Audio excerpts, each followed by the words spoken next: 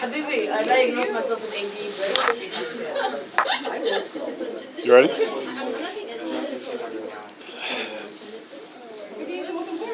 أعوذ بالله من الشيطان الرجيم بسم الله الرحمن الرحيم الحمد لله والصلاة والسلام على أشرف المرسلين وخير المرسلين نبينا محمد وعلى آله وصحبه وسلم تسليما كثيرا. To translate what I just mentioned, we usually start our lectures with seeking refuge from shaitan, who we consider to be the accursed, who you know as the devil or Satan, and we sin, and with the name of Allah, the most merciful, the one who bestows His mercy, we send prayer and blessings on Muhammad, the last messenger, who we consider to be the best of creation. Amma ba'd. To proceed.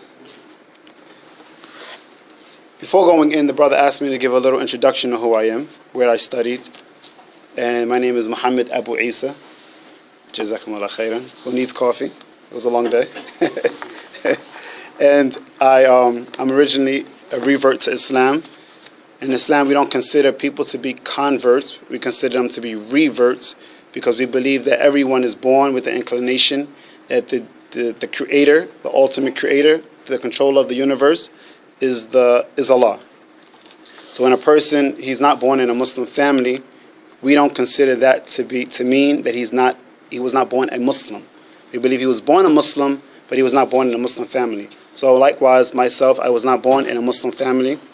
I accepted Islam at the age of 15, and I proceeded to practice Islam from that time until I was accepted in a university called Qura in Saudi Arabia, Mecca, and I did my bachelor's and my graduate certificate in Arabic language and Islamic studies in the Kingdom of Saudi Arabia, Mecca, Saudi Arabia. There I lived for 10 years until coming back in 2014. And I'm still waiting for a real spring, so kind of confused even till now. But that's basically about me. And there's some more too. There's a whole biography you can find on YouTube, on my page, about my entry into Islam and so on. Today we're going to focus the topic on balancing your dunya around your deen. Balancing your dunya around your deen. And for those who may not know what those words are, we're going to explain those words in detail in the lecture. So what we see here is it shows the importance of balance in Islam. It shows the importance of balance in Islam. Allah subhanahu wa ta'ala says in the Quran, Allah the Majestic, He says, وَالسَّمَاءَ رَفَأَهَا وَوَضَعَ الْمِيزَانِ. He said, and the heavens we put forward, meaning we elevated it, and we put it with the al-mizan, the scale. So the scale in Islam is very important. And the scale in Islam has two types that we want to highlight. The first scale is the moral compass that is in each and every one of us. It's the moral compass that is in each and every one of us. And the Prophet ﷺ, the Prophet Muhammad, he would allude to this in many of his prophetic narrations, like when he says, إِذَا لَمْ تَسْتَحِي فَاسْنَعْ مَا شِئْتَ. When he said, if you do not have any type of shame, then do as you please. Talking to what? Talking to the moral compass, the moral scale that is in every human being. Likewise, there's the universal scale. The universal scale. And we're going to see some of the importance of the universal scale and what happens when there's an imbalance. Allah subhanahu wa ta'ala says, the following up, He says, أَلَّا تَطْغُوا فِي الْمِيزَانِ. He says, and do not transgress or do not overweigh or cause imbalance to that scale. That scale is very important. And when we put something or we show importance to one side more than the other, that is when the problems happen. That is when extremism happens. That is when what we say fitna, trials and tribulations start to happen. Allah subhanahu wa ta'ala says, وَأَقِيمُوا الْوَزْنُ وَالْقِسْطُ وَلَا تَخْسِرُوا وَالْمِيزَانِ. And he says, and establish the the wazn, the balance, with justice. Establish it with justice, and do not destroy the scale. Do not destroy the scale. Do not cause the scale to be imbalanced. So, for a Muslim, it is very important to pay attention to that scale. For a human being, it is very important to pay attention to that scale. But as Muslims, we're saying that we're alleging, right? We're alleging, our belief is that we're following the heavenly laws. So we say we're following the heavenly laws. We're following the laws of not only the galaxy, but the laws of the creator of everything that we see to be in existence. So we take the command literally. And we see that it is imperative for the Muslim to be concerned with the scale. And there's a direct command to human being when Allah says, and do not transgress, and do not overweigh or do not cause imbalance to that scale. So all of creation lives upon this scale. All of it. This is why in Islam we believe that for every male species, there's a female species. Right? We believe with every good, there is bad.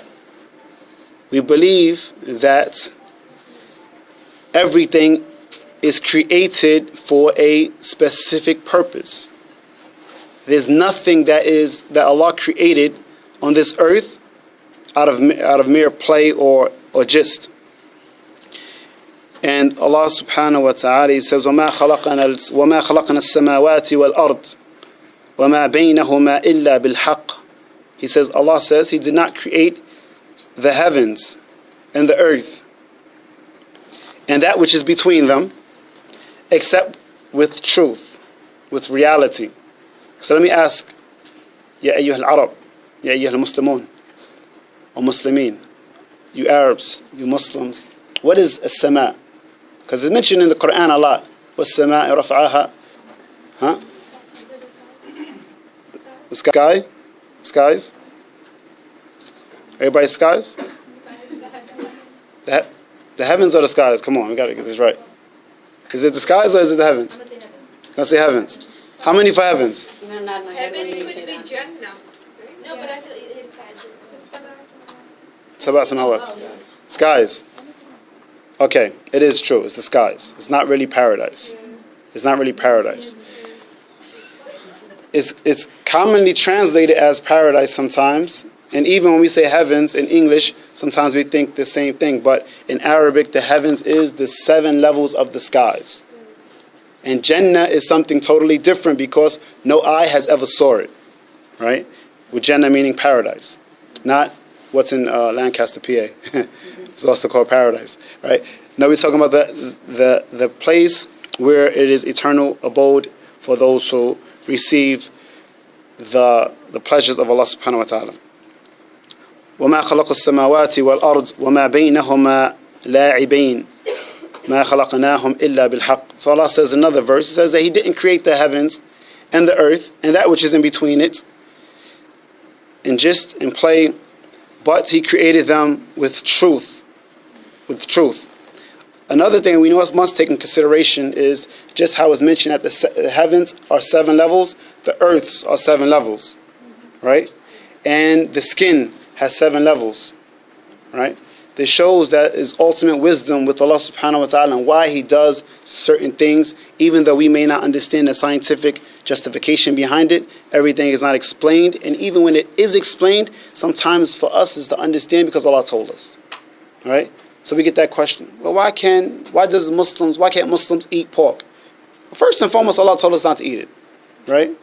We can justify it scientifically and medically and so on, which there are scientific justification of why we shouldn't eat pork. But what makes us Muslims is that we submit to the will of Allah, right? And the command of Allah and the wisdoms, the ultimate wisdom, whether we understand it or not.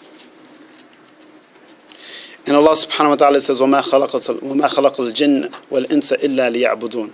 He says He did not create the jinn and the mankind except that they worship Him alone.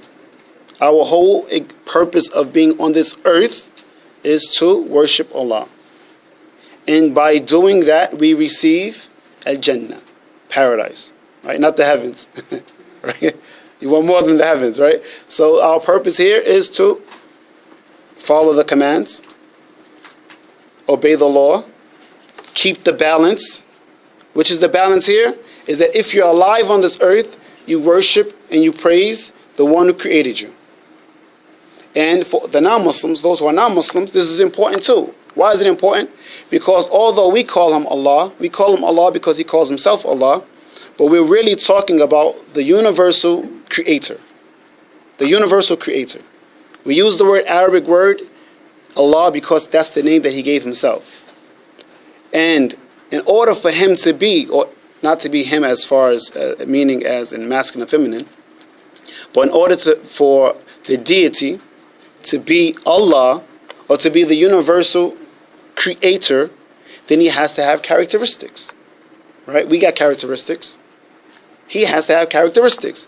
From his characteristics is that he's the creator. He's the first, he's the last. He's the all-hearing, the all-seeing. Right? So what does that mean? That there's nothing that came in existence before Allah. Nothing at all. And that's why we chose Allah. Because any other deity that is explained or that is worshipped, he has characteristics that is not befitting of the creator or the universal deity worthy of worship. So the scale is placed by Allah to orchestrate balance. And the balance is necessary to establish a healthy relationship between us and the Creator, as well as to promote a healthy relationship between human to human and human to animal and human to all and any other creation that is on the earth. And when that is offset, problems will happen. Problems will happen. Do you agree? Okay. I'll give you one example of how when the balance is offset, problems will happen. Let's take a look at global warming. Global warming is a prime example of the imbalance of humans, mostly, exerting the earth of its natural resources, which is causing the earth to react differently. Right? Some Trump supporters in here like, I don't believe that. I don't know about global warming, right? Scientific things about that too. Yes. What's happening up in the North Pole. But the beautiful thing about it is this, right? The Prophet Muhammad alluded to global warming over 1400 years ago. Oh, okay. And he said that the desert, he said the hour will not be established, talking about the day of judgment. He said the hour will not be established until the desert becomes green. I was in Saudi Arabia, and the desert at certain times will become green. Places that with no grass, you will start to see grass. SubhanAllah. See, so everything is explained in Islam. Okay. Another example, Allah subhanahu wa ta'ala tells us in the Quran, He says, put aside all suspicions. Put aside all suspicions. Right? What happens when we start to become suspicious of those who we love? They're talking about you. Right? You start to think they're talking about you. You start to think they hate you. You start to have arguments. You start to separate. The imbalance is real. And when that imbalance happens, the separation, the division, the fighting all starts. Al-qital, killing. Right? Sometimes we don't pay attention to the effects of murder and oppression. Okay, let's say that the person's father was killed. Now the child grows up without a father. The imbalance. He grows up with aggression. He grows up with depression. He grows up with hatred. Why? Because the imbalance was not natural. It was natural for him to have lived a long life with his father, and his father passed by natural causes, and he has experienced his childhood with his father. And when that doesn't happen, we see that many societies have been affected because of the imbalance.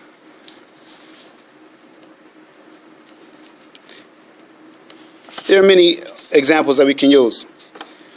One of the first words we used when we mentioned the title, we said, what was the title again?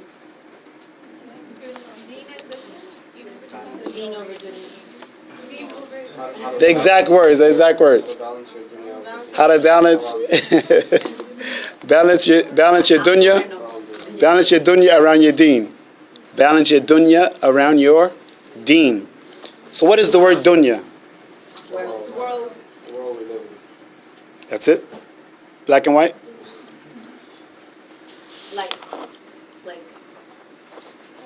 Life.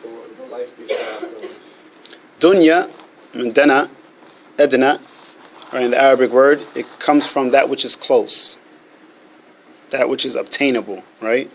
And because we're embracing what's close to us, is the world. You said dana? Yeah, Like dana. like dana, right? So it's close to us, so we can say it's the here now, right? It's the here now or this life. So yes, everyone was right, but you understand it when you understand that it's the dunya, and the opposite of the dunya is in Arabic al-akhirah, the hereafter. Why is it? Because you can't obtain it now. You can't obtain it now. So everything in the dunya is laid out to you. You get from it what you search for. In this world, you get from it what you search for.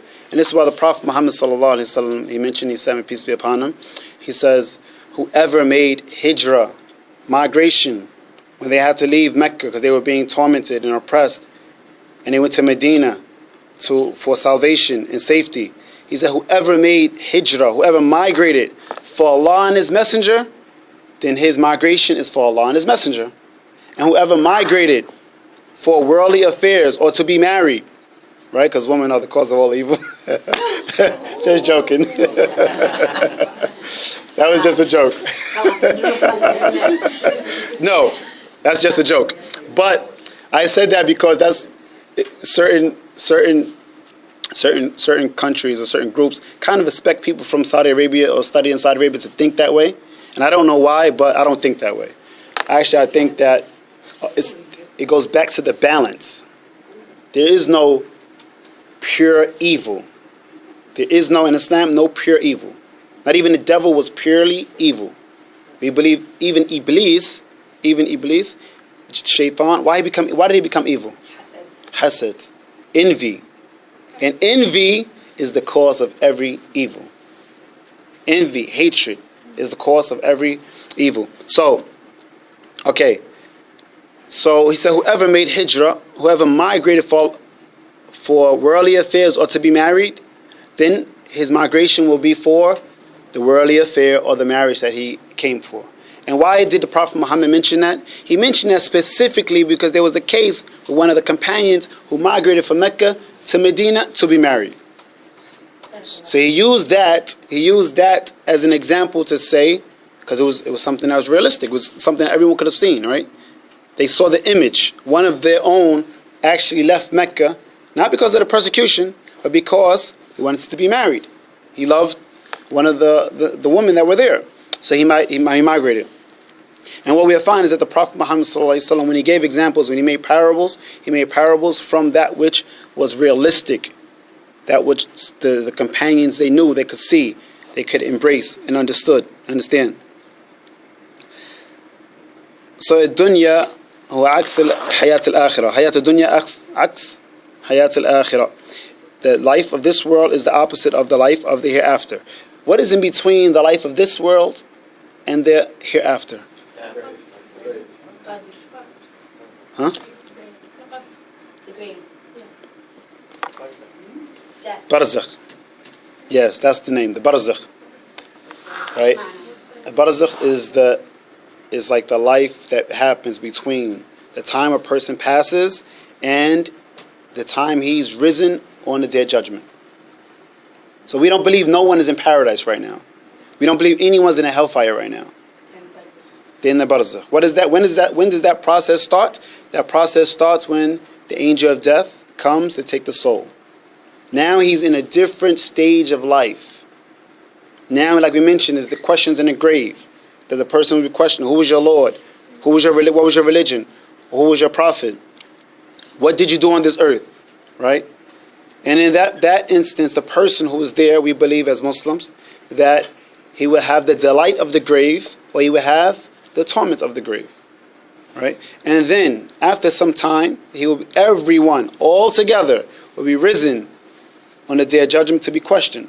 That's why it's called the day of judgment. It can't be the day of judgment like the days of judgment, right? It's one day of judgment. Everyone will be held accountable. So when does this happen? This happens after the trumpet is blown, and all the lives that are living will be deceased, and those who are deceased will be risen to be questioned about everything they have done on this life. So Ibn Mandur, who was the author or the compiler of one of the best books of Arabic dictionary, Lisan al-Arab, he goes on to mention, he says, Sumiyat al-dunya دنويها لأنها دنت وتأخرت الحياة تأخرت الآخرة وكذلك السماء الدنيا هي القرب إلينا. So he says that it was called the dunya because it was that which is brought to us, that which was close. It was close to us. And وتأخرت الآخرة, and the akhirah, the hereafter, is far away. And because it's far away is why we allow ourselves to fall short and to fall into error, because we feel like it's not, I have time, I have 50 years, I'm still young, I have 100 years. My uncle Sammy, he lived until 102. I'm going to live until 102 like Sammy, right? So we don't do all the times what we're supposed to do on this life, and we lose the opportunity. And this is why it's mentioned in the Quran. And it says that they will say when they're risen on Yawm al-Qiyamah, Ya late, like I wish I had more time. Send me back so I can do it all over again. Now I know everything is true. Right? So he says, and that's why it's called the skies of this world. And a Deen, remember first was Dunya, now we're going to go into Deen. A Deen, في اللغة والاصطلاح, in the Arabic language and the Islamic definition, a Deen, we can literally say it is the religion. If we had to give a literal definition, we say the religion. But Deen is actually bigger than that. Deen is your way of life. It is the way you live from the time you wake up until the time you go to sleep. How you sleep, how you wake up. What do you say when you wake up? What do you say when you go to sleep? What do you say when you walk in the house? How you interact with the people? Are you harsh? Are you soft, gentle, compassionate? And that is what the true word Sharia means. That we hear this word Sharia and everyone goes crazy. Oh, the Muslims want to establish Sharia all over the world. And Sharia really literally means the laws of Allah upon the human being and how to interact in his daily life. It automatically, some of the Republicans, they want to deem it as capital punishment. It's capital punishment. The Sharia entails that the hand is cut. The Sharia entails that people are stoned. Sharia, no, it's bigger than that. It's so much bigger than that. It's so much bigger than that. Even to the extent the Prophet ﷺ said what? He says, the highest of faith is to say La ilaha illallah. Say that there's no deity worthy of worship except Allah. And the lowest of faith is to move a harmful obstacle out the path. That is the Sharia. That which everyone is afraid of, the Sharia says, what? That you cannot harm your neighbor. Right? It says that none of you truly believe until he wants for himself what he wants for his brother. That's the Sharia. The Sharia is that you don't sit and engage in conversation in the middle of the path. Right? How many religions actually talk about not sitting in the middle of the path? None. But in Islam, we're taught every single thing. And this is part of the problem here in the West when it's not understood. Why? Because Islam is a complete religion. So it teaches the king or the president how to be a president. It teaches the leader of the captain of the military to how to govern his military. It teaches the husband how to be a husband, teaches the wife how to be a wife, teaches the brother how to be a brother, teaches the sister how to be a sister, and it corrects the children how to be children, right? All of that is taught in Islam. And when it's broken, when those teachings are neglected, the balance is broken and the problems start to happen. And a perfect example of that, the Prophet Muhammad ﷺ said that the hour will not be established until what? Until the slave girl gives birth to her master. The slave girl gives birth to her master. And the scholars of Islam, they say, what is the explanation of this? They say the slave girl gives birth to her master, and a just short literal explanation is that when the child becomes disobedient to the parents. When the child becomes disobedient to the parents is when the slave girl gives birth to her master. How much children are disobedient to their parents today? Everybody. Right? It's become the norm now. It's become the norm. I actually just heard something recently. I'm not even sure where it happened. I don't know if anyone else heard of it. It was a situation where a group of kids were playing at a party, at a pool party, and they threw the elderly lady into the pool, right? Did it happen here? I don't know where it happened. It happens here today. He first threw her to the ground and then into the pool. She hurt herself, and they arrested the guy. And they asked, why did you do it? You see? He picked her up. This is... And he purposely threw her to the ground, but she fought. He threw the woman into the pool. She hurt herself badly now. And there's going to be an investigation into this. Yep. They asked him why he did it. He says... And this is what we are talking about the imbalance. Imbalance of not only of respecting the elderly, but the imbalance of not even listening to the elderly. Yeah, she was a reporter. It's so much that's happening now because of the imbalance, of the universal imbalance. When this happens, then just know that something else will come worse, right?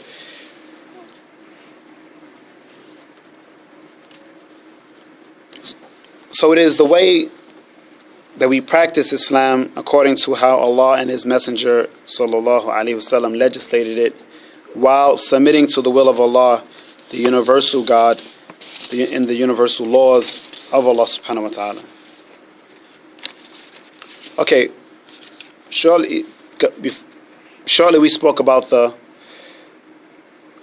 scale and the harms of the imbalance, the need for having a healthy relationship between the human being, not just a Muslim, but everybody, to have a healthy relationship between them and Allah, them and the Creator.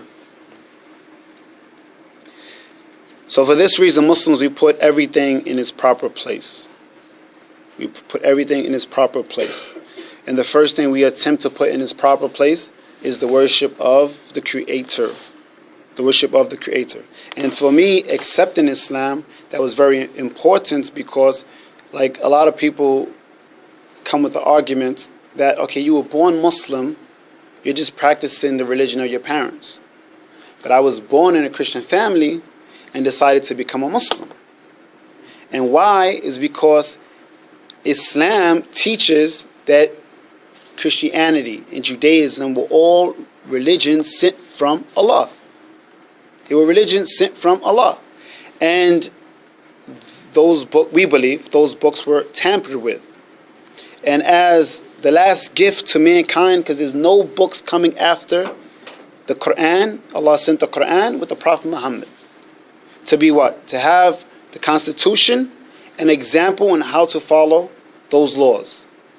So for a Muslim, it is not permissible for us to slander the Bible, or what we call Injil. It's not permissible for us to hate or slander any of the prophets and messengers. We believe all of the prophets and messengers were brothers. We believe all of the prophets and messengers came with the same message, which was what? You go back into the original scriptures to worship the one and true God. It's the first commandment from the 10 Commandments, if I'm correct. All right? And with that, we attribute to Allah that which He attributes to Himself. That's the balance. So we don't blame Jack Frost when it's cold. No. If it's cold because it was decreed to be cold. It was decreed to be cold, and maybe possibly because of global warming hasn't taken its turn. Nor do we attribute any type of beautiful weather to Mother Nature. Nor do we say the man upstairs, or do we attribute it to the Big Bang. No, we don't do any of that, because the one who created the bang was Allah. The one. What's the Big Bang? That's a theory of evolution that scientists. Yes. Big Bang, that's the one. The TV show. Yes.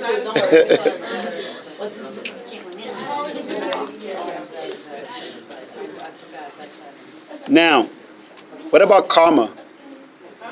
Karma. What about karma? That's God. That exists. You do good. Karma is كما تدين تدان. كما تدين تدان. صح ولا لا؟ صح. Karma. What goes around comes around. Yeah. You got to do what you do. You got to work towards. You do good, good will come to you. What you do, the good you do will come back. And bad, And if you do bad, bad will come. Although you You know get that I for you. you do dirt, you get dirt. And in Islam, we say كما تدين تدان. What you do comes back to you, basically. And in Islam, it is also explained in authentic verses in ahadith that it's a hal jazal ihsan illa ihsan. Is there any reward for good except good? So the opposite will be true. Is there any reward for bad except bad? Right? الخير ما يأتي إلا بخير والشر ما يأتي إلا بشر. That good does not bring except goodness, and evil does not bring except evil, or that which is evil. Isn't the same thing as saying, don't do unto others, others do unto you. The same thing, Yes. isn't it? The only difference, Why you want to be treated, you treat others. yes, the only difference with actually calling it karma is the problem is you're giving credit to something that is not capable of establishing that harm, right? Like the one, Allah is the one who is going to be able to allow or command that to happen. And not to rejoice in it. And not to rejoice. Likewise, in Islam is taught, Allah does not show mercy on those who does not show mercy to others. So even though something may have happened to you, we don't want my bad experiences. I wouldn't want anyone to experience my bad experiences.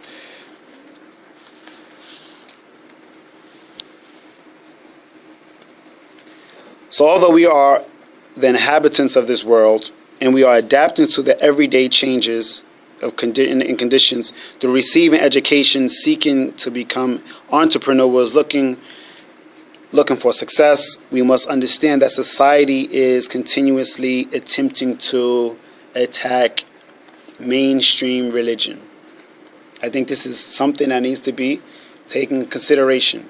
When I was at Syracuse University, one of the changes that were happening there was they wanted the chaplains that were there to bring a new approach towards religious life. And they wanted to call it spiritual life. Because everyone is accepted in spiritual life. And for most religions, that might not be a problem. Right? Basically, it's like this. You may not identify as being a Muslim. But you won't feel uncomfortable coming to me if I'm speaking to you spiritually instead of using text. Right? Because everyone can relate to good speech. Which it has its ups and downs. The problem is what? The problem is Islam is a religion, a spirituality, as well as tradition. A spirituality as well as tradition. And when you take away the aspect of it being the religious aspect of it, then you have taken away all of Islam, and you have left the judgment to be upon the individual.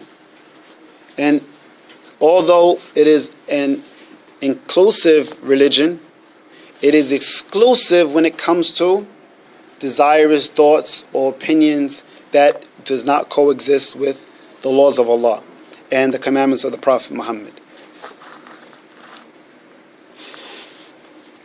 And this is why in the U.S. there's a separation between church and state. Because the attack is not new.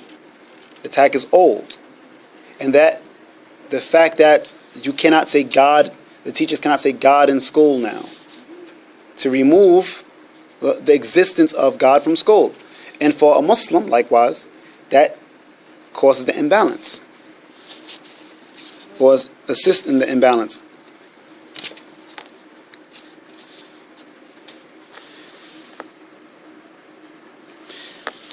Allah subhanahu wa ta'ala, He says, يَا أَيُّهَا الَّذِينَ آمَنُوا إِذَا نُودِيَ لِلصَّلَاةِ مِنْ يَوْمِ الْجُمْعَةِ فَاسْعُوا إِلَى ذِكْرِ اللَّهِ وَذَرُوا الْبَيْعَ.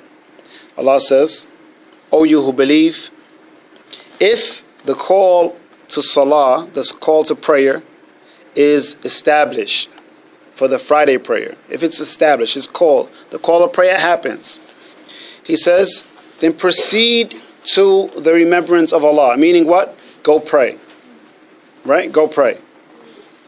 وَذَرُوا الْبَيْعَ. And leave off your business. Leave off your business. Why? It's the balance. The balance is that salah is more important, the prayer is more important than the business. And then he goes on to mention, ذَلِكُمْ خَيْرٌ لَكُمْ إِن كُنْتُمْ تَعْلَمُونَ. He says, and that is better for you if you only truly knew. It's better for what? It is better that you leave off your business or delay your business while you give Allah His right. وَإِذَا قُضِيَ الصَّلَاةِ فَانْتَشِرُوا فِي الْأَرْضِ وَابْتَغُوا مِنْ فَضْلِ اللَّهِ وَاذْكُرُوا اللَّهَ كَثِيرًا لَعَلَّكُمْ تُفْلِحُونَ. And he says, and once you finish praying, then go disperse through the earth. Then disperse through the earth, seeking what? And this goes to the balagha of the Quran, the eloquence of the Quran. He says, seeking out the favor of Allah. He didn't say seeking out the provision. Seeking out the favors of Allah. Showing that what? The one who's offering the provision is Allah.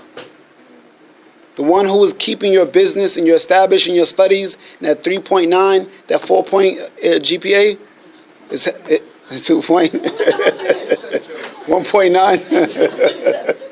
Right? The one who is helping you, assisting you in that is Allah. And that is from the fadl, that's from the ni'am, that is from the favors of Allah. And he says, remember Allah a lot so that you may be successful.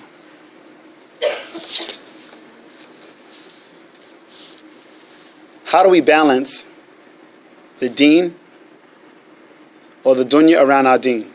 How do you think we balance? Before I mention what I have here, I want some suggestions from you guys. Maybe I need it. They go hand in hand. They go hand in hand. Yeah. Focus on the Deen and build the Dunya around it. Like school, everything else. Five salah, keep that as your foundation, and then build your schedule. Okay, so you focus on your five daily prayers, and your life is built around it. You don't build the salah around your life, right? Anyone else? Okay. The people you keep as company. Okay, righteous companions bring the righteousness out of you. Okay, firstly, we must seek knowledge. Seeking knowledge. Learning the deen, religion of Allah is extremely important. Why is it important? First and foremost, the first condition for a person to be a Muslim is when he says, La ilaha illallah, right? He says, I bear witness that there's no deity worthy of Allah and Muhammad is his prophet. He becomes a Muslim. What's the first condition of that being accepted? Al-ilm, knowledge. Because if he is not sure of what he's saying, he can't be held responsible for it. It won't be accepted from him. Right? So he has to know the halal, he has to know the haram, he has to know the halal. What's halal? Besides being a spice on the food truck, what's permissible, the lawful, right? And that's what it is. Everyone see the food trucks. Exactly. Halal is like the kosher, right? Basically saying that it meets the requirements of Islamic diet or Islamic law. Okay, so he must know that which is halal, permissible, that which is impermissible, that which is preferable, and that which is disliked, and the likes of this. Why is that important? It's important because now he knows how to balance his life. And sometimes in the reality of the world, right, that we live in, is that you're forced with certain situations that both of them may be bad choices. But you have to take the light of the evil and the better of the good. Right? So it is important for every person to do his best to know the religion, to see that what he can do and what he can't do, and when he can do it and when he cannot do it. Example, you have a class, right? You have a class that comes in at, let's say, 1:30, 1:15, 1 o'clock. Your class comes in at 1 o'clock, but the prayer comes in at the same time. So the person who's not sure about what to do, it's only a 40-minute class, he's going to go pray. He's going to say the salah comes in, the prayer comes in, the prayer is more important. And he's going to have all of his emotions at the highest level, and he's going to miss that class for the whole semester. Not realizing that he has from the time of dhuhr until the time of asr prayer to pray. So he has approximately 3.5, 4 hours before he's held accountable for missing that prayer. If he doesn't know that, he will give precedence to the class over the salah. And in that instance, him delaying the prayer is not sinful, because he's still meeting the prayer in its required time. What happens is Jummah prayer? Yeah. That may be a little different. And the reason why it's different is because the gate is not open. It's not, you don't have the leniency of praying it late, right? And in that type of situation, maybe you have to change your class, not just don't go. Make sure you make arrangements to change your schedule.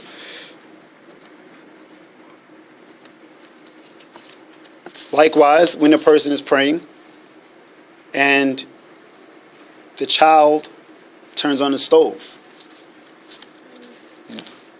what to do? Don't break the prayer. Child's turned on the stove. All of the mac and cheese is burning. Maybe causing a fire. Right, so what is the greater evil? The greater evil is you continuing to pray, allowing the house to burn down. Right? In that situation, you break the prayer and you tend to the child. And some of the scholars even said that it's permissible in that instance that he does what?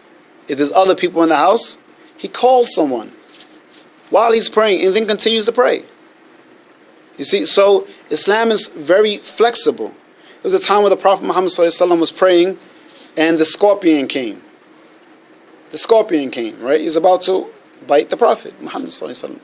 He took his spear and he killed the scorpion while praying, right? And he didn't break the prayer. The prayer is, Islam is a realistic religion. It's realistic.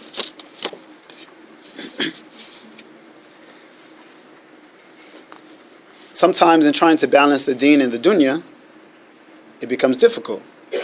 Which one takes precedence? Right?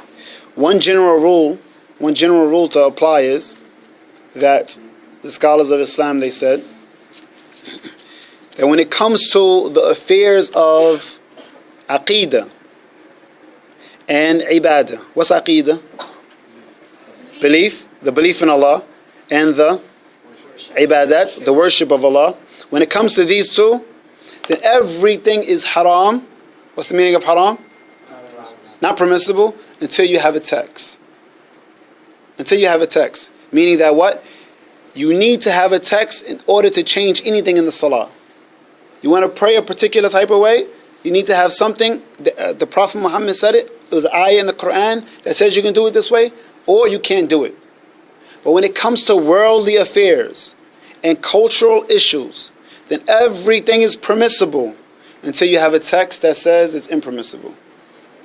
How many times are we fighting over traditional issues, traditional affairs, culture, and we making it haram, we making it impermissible for the person to do, not having knowledge that it's permissible, because there's no text that says it's impermissible. And if and until you get a text that says it's impermissible, it still remains for you permissible. Understand? So these principles are very important to give ease and comfort to a person, to a Muslim who are living in real life situations. The third thing that we must do, while trying, you can stop it. The third thing we must do while we are trying to balance the religion and in this world is that we must build a strong relationship between us and Allah. We must build a strong relationship between us and the Prophet Muhammad sallallahu alaihi wasallam. Why is this important? Because if the slave or the worshipper his heart is more engaged with the world, then he's going to love this life and his desires more than he's going to love his meeting with Allah. And the Prophet Muhammad said what? Whoever loves to meet Allah, Allah loves to meet them. And whoever hates to meet Allah, Allah hates to meet them. If everything in your world is this world, then why would you want to meet Allah? You wouldn't, because you know you haven't done right in this world to actually engage in that conversation. So we have because everyone's a student here. We have most of you guys are students here. We have the what? We have the attendance and bad attendance policy or situation with regards to the salah, the prayer. Sometimes you pray, sometimes you don't. Like sometimes you meet that class, sometimes you don't. Right? But at the end of the semester, you want to pass that class. Right? And then you get that big C or that D, and then there's a problem. So your heart has to be intertwined with the salah. You have to have a relationship between you and the prayer, so that you love to pray and you love to talk to Allah. You love to have that conversation with Allah, whether you're 25, 22, or 52. Right? The true slave of Allah, the true worship of Allah, he puts the religion of Allah first and foremost, to the best of his ability. This way he can get 100 in every test. And Allah subhanahu wa ta'ala says, وَاعْتَسِمُوا بِحَبْلِ اللَّهِ جَمِيعًا وَلَا تَفَرَّقُوا. He says, hold on to the rope of Allah together and do not divide yourselves. Hold on to the rope of Allah. The mufassirin of the Quran, the explainers of the Quran, he said the hope of Allah is what? The rope of Allah is, he said it's the salah, it's the prayer, it is the fast, it is the hajj, it is birrul walidain, being dutiful to your parents. This is all from the rope of Allah. Anything that's going to build your connection with Allah. So if your salah is, or you obey your parents when you get your new PlayStation game, then you're dutiful, right? You're righteous with them. But when they say you can't do something, then you want to argue and debate. Well, Allah says, وَلَا تَقُلْ لَهُمْ uff. He said, don't say to them, uff. Don't. Even if they're pushing it. Even if they're pushing it, that's the right of your parents upon you. Right? The right of your parents upon you. And there's no obedience to the creation and disobedience to Allah. But if Allah commanded you to be obedient to them, then you have to. So remember, when these rules are broken, the imbalance is there. And when the imbalance is broken or happens, then there's something that's going to be catastrophic that will come. So Allah subhanahu wa ta'ala says, وَلَا تَفَرَّقُوا. He says, and don't divide. Hold on together and don't divide. Stick to the congregation. Stick to the community and don't divide. How many times do we divide? Every day. Every day. For every little thing. Everything causes division amongst the ranks. And then we expect good to happen. The imbalance is there. And as long as the imbalance is there, the good may come, but it will be limited.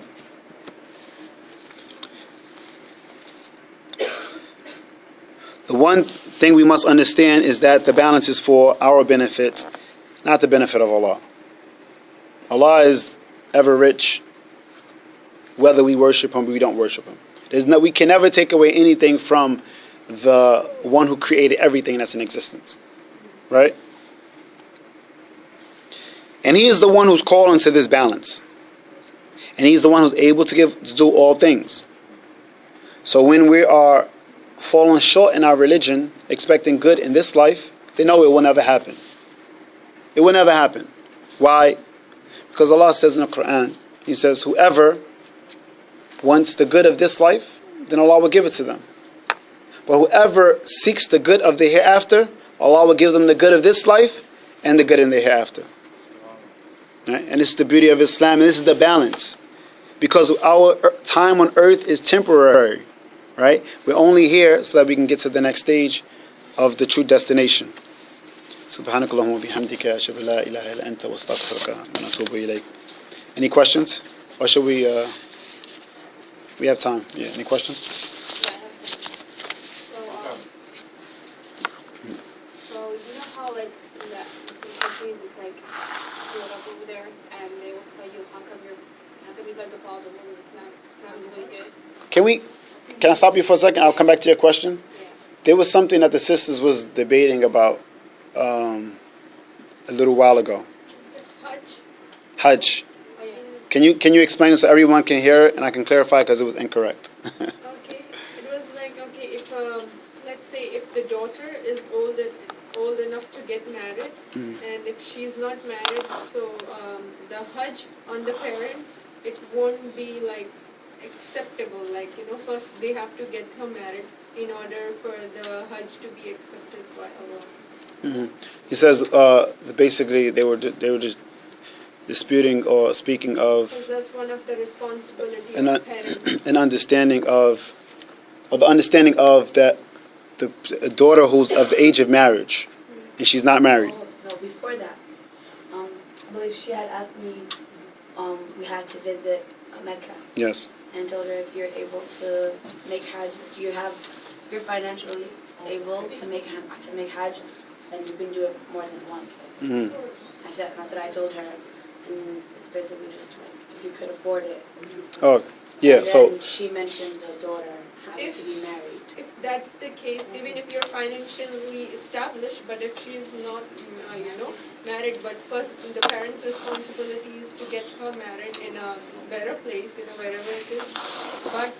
And then the Hajj, once they have complete their, their rights, then they can perform Hajj. That would be accepted. okay, so basically saying that the sister who is of marriage age of marriage, and her parents do not marry her, and the Hajj of the parents will not be accepted until she's married or she makes Hajj with them. Until she gets married, Until she gets married. Yeah. Okay. Yes, this is not correct. No. Yeah, ghalat. The reason why is because Allah He only holds people accountable for themselves. Right? They only hold accountable for themselves. So the daughter, right? One day she will get married. Let's just say that no one ever comes to ask for her hand in marriage. Yeah, then now what happens now? Like, does the parents are they sinful for that? No one came. There's no credible person for. It might be a sad life, but Gotta fix that a little bit, but it can't. Yeah, it has nothing to do with the parents. Independent. Yeah, but that's the thing. For her, hopefully, inshallah, she will find a spouse. No. No. None of us are married here. We good. No. No. She. Okay. Oh, I'm gonna ask you. So she had a question first. I was saying how, what if like a non-Muslim decides to like try to debate with you about why your religion is, if religion is so good, then why is the Middle East and all these Muslim countries are messed up right now? What do you think about that? Why don't they follow Islamic law? That is the problem. Why don't they follow Islamic law? So the question is, it says if Islam is so good, so perfect, then why are the Muslims in so much turmoil? Right? Don't we get this question a lot? Yes. That's a good question. Yes, exactly. That's the thing. Like right now. Okay, the question is, if Islam is so perfect, then why is there so much turmoil in the Muslim countries, basically, right? The reality is this: there is no perfect country, right? And they all suffer from different issues and different types of turmoil, right? So we don't hear about police brutality in Saudi Arabia, right? But we hear about that here, right? We don't find, like for instance, here in America, is slavery abolished? No. Is it over? No. Oh, yes. Either it is or it isn't. No. Slavery in the beginning was not a racial. Okay, one person on this side says no. All the brothers said no. Yes. On paper, on books. On paper. Okay. What is that slavery? Slavery to a system.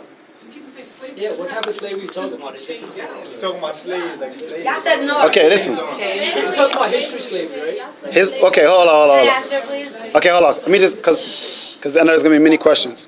Right now in the 13th Amendment says that slavery has been abolished, except, basically paraphrasing, except for a person who has a felony. Is slavery over? No. This is why, I didn't watch it, but I know of it. This is why right now in America, I would say definitely is one of the best countries in the world. This is why in America we still have people in jail that gets like 20 cents an hour. 19 cents. It's slavery. If you did that to anyone else, you'd be in jail for slavery. So it's not over. And also, systematic slavery exists. Systematic racism exists. So. Okay, so. All the products are made in But I'm prison. saying like refugees, like bombings of mosques and stuff, you get it like by the dictator. When they try to bring these stuff up to you. They try to this kind of stuff. Yes. So how would you reply to that? That's what they're doing right now. They try to make you look like an idiot in front of everybody. Well, first of all, we only judge the religion based upon the religion.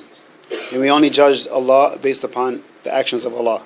Right? The actions of people do not dictate the greatness of Allah or if Allah felt as a deity or anything. That has nothing to do with Allah. Right? Allah gave us free will. So by me having free will, everyone has to suffer from my evils. So it's ultimately me. And we are all intertwined with each other's free will. Until none of us gets free will, or all the free will is taken away, we'll always have this problem. So over there is one issue. Over here is a different issue. And I don't think that my argument would be, first of all, I would rather live in turmoil understanding my Creator than living in bliss without understanding my Creator. Because what's the purpose of living in this life and you don't know what's your purpose of life? Whereas people there, everyone say, oh, well, if God is so good, why does He allow this to happen? They say, why did you lose faith in God when the people who the bombs are falling on their heads didn't lose faith? To her comment, that just shows the state of the Ummah today. We're going to be like that if, the Ummah, that's the state of the people. So that's going to be the outcome of the society. That's how it is. Yes. The second thing I was going to ask. And then, like it's mentioned, the Prophet mentioned, he said that this will happen. All of these issues will happen. Everything that's happening right now, he says it will happen. Hatta tarja'u ila deenukum. He said it will happen until you all return back to your religion. It's a test. So he explained this 1,400 years ago. I wanted to, I think the question was basically what would be the perfect response to someone who is asking questions that you can't answer. Like sometimes when they speak about women's oppression,